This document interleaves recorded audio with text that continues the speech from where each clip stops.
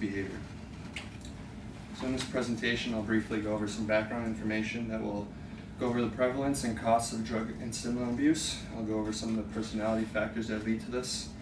I'll discuss the significance and hypotheses, go over some of the methods we used, speak about the results, and discuss what those results meant.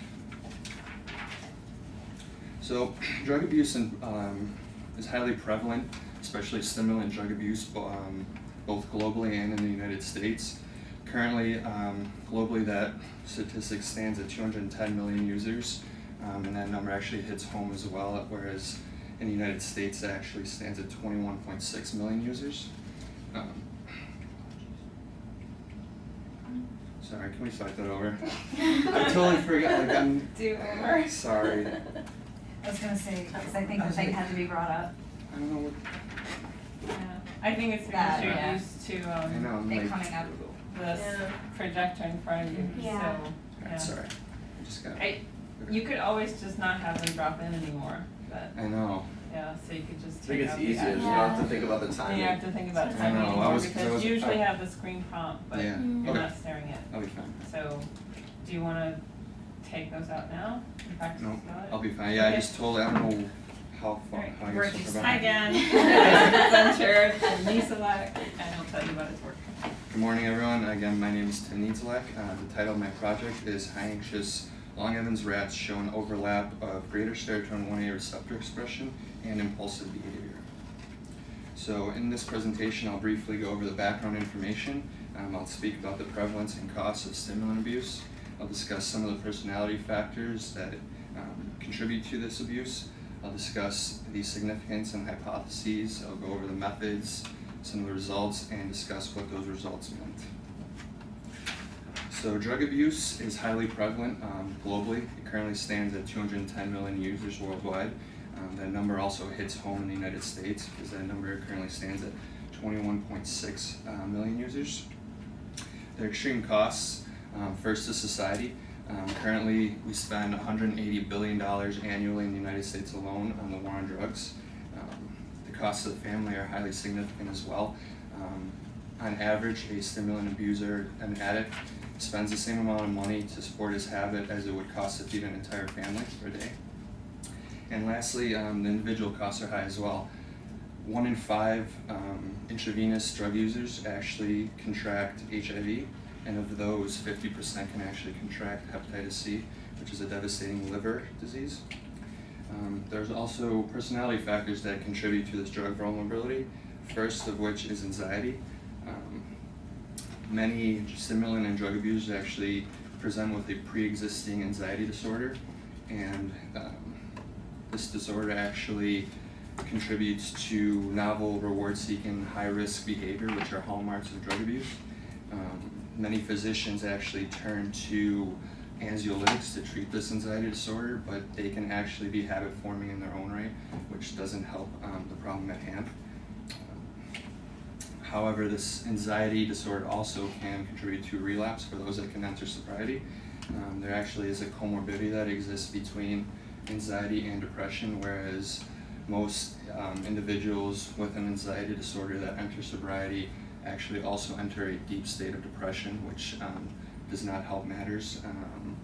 Many physicians, again, have post-treatments with SSRIs, which are selective serotonin reuptake inhibitors, and research actually shows that individuals have stayed sober longer with this type of treatment.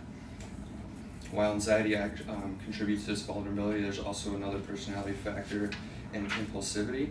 There are actually rat model findings and operant learning tests that have shown impulsive behavior contributes to this stimulant and drug vulnerability.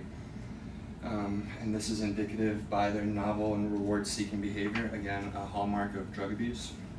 And these individuals actually show increases in impulsive behavior from the drug use, which is actually causing a never-ending loss of inhibition loop. So these individuals become more impulsive during sober states and actually tend to go back towards that drug use more often, which actually contributes to higher rates of relapse due to these withdrawal symptoms. And research shows that these withdrawal symptoms are actually brought on by upregulation of serotonin receptors. And other research and studies show that with the rat model, subjects that were given punishment for drug use actually kept going back for more drug use, even with increasing rates of punishment. So while these traits are not linked, they do share certain similar neurotransmitter systems, and the first of which being dopamine, which shows that decreased receptors actually cause a lack of control for these individuals, and also the serotonin system, which shows upregulation of receptors, actually cause a withdrawal syndrome, which makes it harder for the individual to stay sober. So some of the brain areas implicated are actually the medial prefrontal cortex, pictured here, and the nucleus accumbens core, which are hallmark brain regions of the reward pathway, which is implicated, or reason for drug and reward-seeking behavior. Some of the significance of my study shows that there are actually correlations between impulsivity and drug vulnerability, where increasing impulsivity actually leads to a higher vulnerability towards this drug use. And some of the symptoms, as previously mentioned, are that addicts that enter with sober states actually become highly impulsive, and this causes them to relapse. But there are also studies that show manipulations at certain serotonin receptor sites can actually reverse and decrease this impulsive behavior. So some of the aims and hypotheses of my study are that high anxiety animals will show impulsive behaviors in the operant learning tasks, and also these subjects, the high anxiety animals, will show impulsive behavior through higher levels of serotonin 1A receptor expression in the medial prefrontal cortex and nucleus accumbens core. Just a brief timeline of the study. So we started with the DRL phase this summer, which took approximately 9 weeks. The first few weeks were to shape and fix the response of the subject, and the last one was actually of this differential reinforcement of low rate responding task. And the study was terminated once stable DRL behavior was seen, and after that the brains were perfused and fixed for immunocytochemistry analysis. So briefly discuss the subjects and apparatus. We used 16 long Evans male rats that were phenotyped as the 5th generational line in Dr. Donaldson's lab.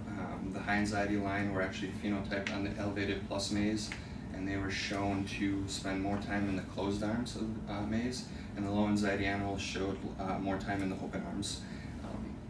And we used 8 of each, so 8 high anxiety animals and 8 low anxiety animals. They were housed in pairs throughout the course of the study. They were kept at 85% of their free-feeding body weight, so they were starved for a few days and maintained at that body weight. And testing was also done at 7 days per week.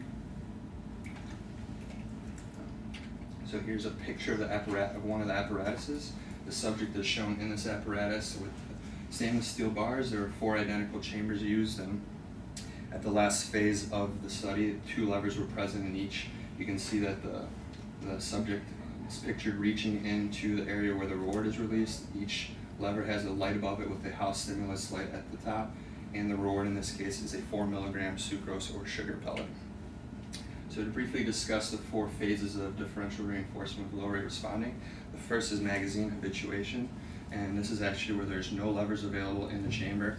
The subject is automatically given a sugar reward every 30 seconds, and this testing phase lasts for 30 minutes, so 15 minutes, they're giving a total of 30 rewards. And this takes 3 sessions, and then the subjects are moved into a shaping operant response phase, and this is where we introduce the active lever, only the lever that releases a sucrose reward for the subject. So they're taught to have to press this lever in order to gain a reward, otherwise nothing is done. And this session lasts for 60 minutes or 50 rewards, whichever comes first, and this was done for 3 successive days. Following this, we did a fixed ratio run, and this is where we introduce the false lever. So now the subject is given both correct and wrong lever, and they must decipher between the 2 in order to get a reward. This phase is done for 60 minutes or 50 rewards, whichever again comes first, and it is done for 5 concurrent sessions. And lastly comes the phase of differential reinforcement of low rate responding, and in this case again both levers are present. The subject must wait 12 concurrent seconds between any 2 successive lever presses in order to gain a reward. And the point of this being that any response in between that time indicates impulsive behavior. So if you follow the diagram to the right, it briefly describes this phase. So the subject's clock is started at 0, must wait 12 seconds. If it presses the lever before 12 seconds, the clock goes back to 0. If it presses it at any time after 12 seconds, it is given the 4 milligram sugar reward, and the clock again goes back to 0. So just to briefly discuss some of the measures that were taken. We wanted to show that these high anxiety animals will show the higher interresponse times, and what these are the times between any 2 lever presses. So any time when there's no lever available, it could have been 60 seconds, it could be 3 seconds. It's simply the time between the first press and the next lever press. The next was to measure burst ratios, and these are any responses that are at 0 to 1 second, so extreme impulsive action, just immediately pressing it during any timeout phase. The next measure was percent accuracy, and this is the ability to decipher correct versus false lever. It's just a simple measure taken every day, and it's averaged out for the entire anxiety group and measured daily. And lastly, rewards attained, just a simple average of each group's daily average rewards attained, again averaged out for each 8 subjects for each anxiety group per day. Next over, we did immunocytochemistry, and so what this is we use a tissue to visualize a protein, in this case the serotonin 1A receptor. So an antibody is developed in a host animal, in our case being a rabbit, and this antibody is used to bind to the protein, which is the serotonin 1A receptor, you can see to the right. And then there are secondary, tertiary, and quaternary binding phases, which just simply make the tissue visible under light microscopy. And what we used again was we looked for the serotonin 1A receptor, and we used a 1 to 75,000 dilution, and this is just done to minimize use of the antibody. So we found that 1 to 75,000 showed just enough staining. And we again looked at the medial prefrontal cortex and the nucleus accumbens core. So the data collection consisted of imaging, so we used a light microscope to visualize these target receptor sites, and we used ImageJ software to count these cells. And once these counts were taken along with the DRL results, MATLAB was used to recover the operant learning results, and Excel was used to sort them out. And we also ran students' t-tests using GraphPad Prism 6 with two-tailed results and 95% confidence interval. And to briefly discuss these results, so this is the interresponse times shown here in a bar graph. If you focus your attention to the bubble shown, you can see that actually high anxiety animals showed significantly higher interresponse times than low anxiety animals. Again, statistics show that there were significant differences between the 2 anxiety groups. And what this shows is anything to the left of the 12-second mark are times when no reward is available, and you can see that high anxiety animals are actually showing interresponse times much greater than the low anxiety animals. So the next result we looked at was burst ratios. You can see that high anxiety animals here indicated in the bar graph with showing any error exhibited higher burst ratios than the low anxiety animals. Again, we ran statistics, and it showed that there were indeed significant differences between the 2 anxiety groups. The next measure was to measure daily percent accuracy for each group. We used a line graph again with standard error of the mean with the bars shown. If you follow the purple line, actually it indicates the high anxiety animals, and you could see that between 0 and 10 days are fairly stable for both groups, fairly equal behavior, but then at the 10th session, the high anxiety animals actually take a large dip indicated by the bubble, and you can see that their performance drastically suffers, somewhere around 50% accuracy, whereas the low anxiety animals showed right around 90% throughout the course of the study, and statistics actually also showed significant differences between the 2 groups. So to briefly describe rewards, again we used a line graph and took daily averages for each group. If you follow again the purple line, which indicates the high anxiety animals, they showed on average lower